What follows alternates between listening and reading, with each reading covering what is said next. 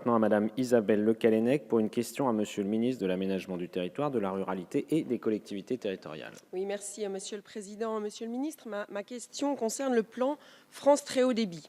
Il a pour ambition de couvrir l'intégralité du territoire d'ici 2030 via le déploiement de réseaux en fibre optique jusqu'à l'abonné. En dehors des grandes agglomérations, notamment en zone rurale, là où les investissements sont les plus coûteux, le déploiement est porté par les collectivités locales. S'agissant des territoires ruraux, pour des raisons techniques et financières, le déploiement se fait principalement en aérien sur les supports de l'opérateur historique. Cela engendre des difficultés, mise à niveau technique des équipements existants, coûts augmentés des opérations d'entretien des bordures de routes et fossés, impossibilité de mettre en œuvre les techniques de mécanisation pour l'élagage, accès difficile aux champs pour les engins agricoles.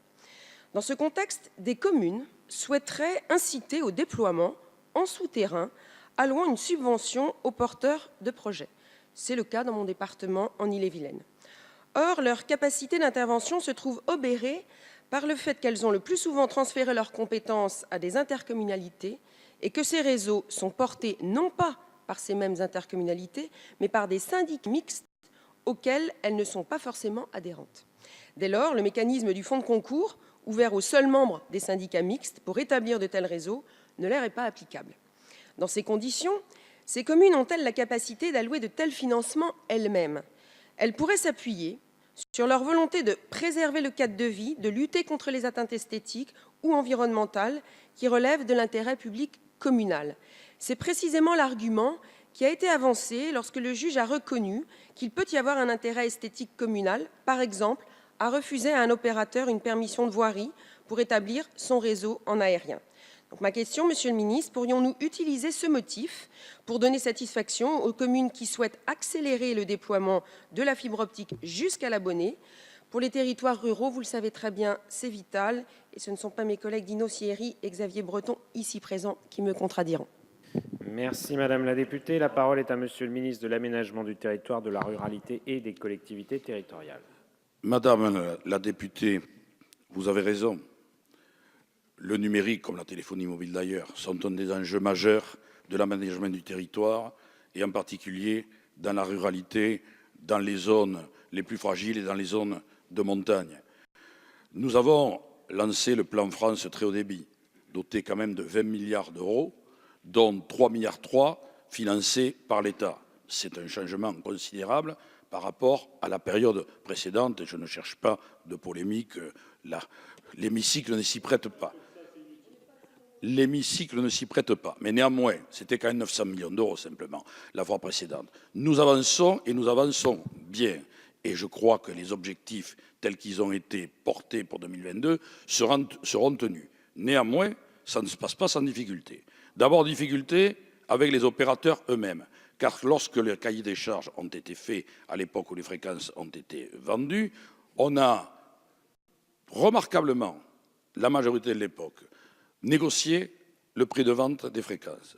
Mais on a oublié le cahier des charges, et comme ces opérateurs ne sont pas des philanthropes, ils sont allés, vous l'avez souligné, dans les zones urbaines et ont laissé la ruralité. Depuis, les collectivités aidées par l'État ont dû prendre le relais au travers des réseaux d'initiatives publiques.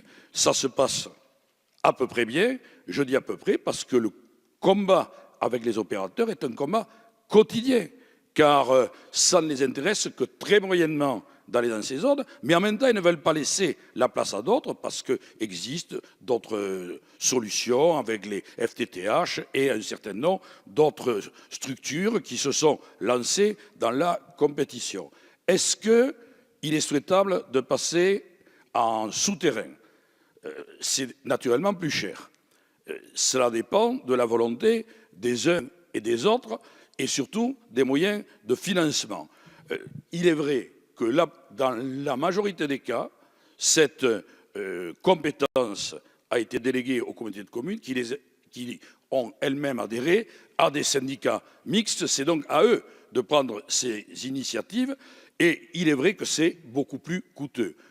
À partir du moment où vous faites allusion à un jugement, la loi c'est la loi, le jugement doit être respecté, mais je tire quand même l'attention de tout le monde sur le fait qu'il ne faut pas se lancer dans des opérations généralisées pour passer en souterrain, parce que c'est au moins 30 à 40% plus cher. Voilà, Madame la députée, ce que je souhaitais vous répondre, au-delà des fiches que j'avais extrêmement techniques, que je vous ferai passer, mais je préfère que nous nous parlions dans un langage compréhensible pour nos administrés et entre nous, plutôt que de manière trop technocratique, même si je vous ferai passer mes fiches pour que vous ayez vraiment le détail de tout l'aspect technique et juridique de cette affaire.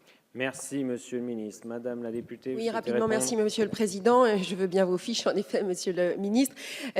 Dans le cas que je citais, il y a une vraie volonté. On sait que c'est plus cher, mais en effet, les communes qui le souhaitent, c'est pas une question de généralisation, mais les communes qui le souhaitent aimeraient avoir cette capacité d'allouer des financements directement elles-mêmes. Mais en tous les cas, je suis preneuse des fiches et puis je vais les transmettre à ceux qui sont intéressés. Merci. Merci, Madame la députée. Nous en arrivons maintenant à une question